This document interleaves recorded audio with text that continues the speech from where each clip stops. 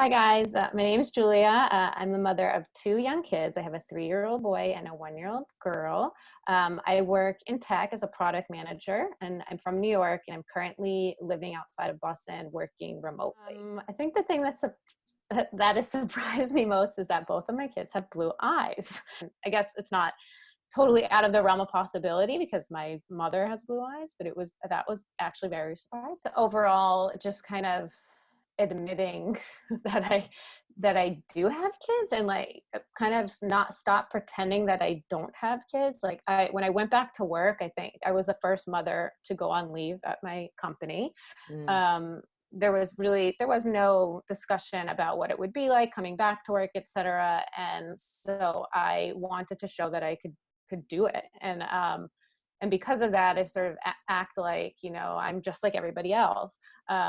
But I would suffer a lot, I felt like, in silence, because I would like need to go to appointments, or I'd really would like to like leave a little bit earlier every day, but like didn't ask that. And so mm, because I don't want to draw attention to the fact that I wasn't doing as well, but I or give the impression that I wasn't doing as well, because I was actually probably being more productive than I was ever before.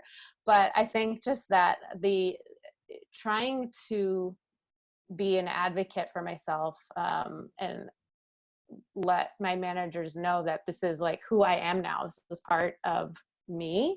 And these kinds of adjustments to my schedule and things like that will help me flourish as an employee. I would encourage people to be advocates for themselves and express what they need to make it work for them.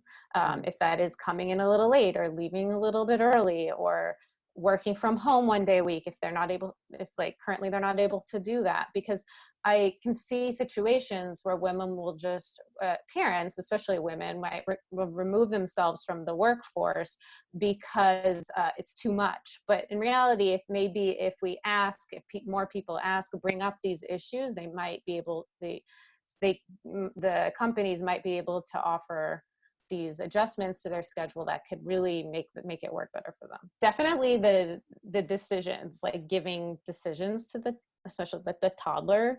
I found that helps. So if they can be logical if you say so. For example, like the other day, my son was screaming because he wanted me to pick him up, but I was carrying the baby and we were going to the car. And so I said to him, and so instead of trying to like, I don't know, like stop him from screaming, I like sat down next to him and explained to him the problem. And I said, like, this, I can't, this baby Anna can't walk.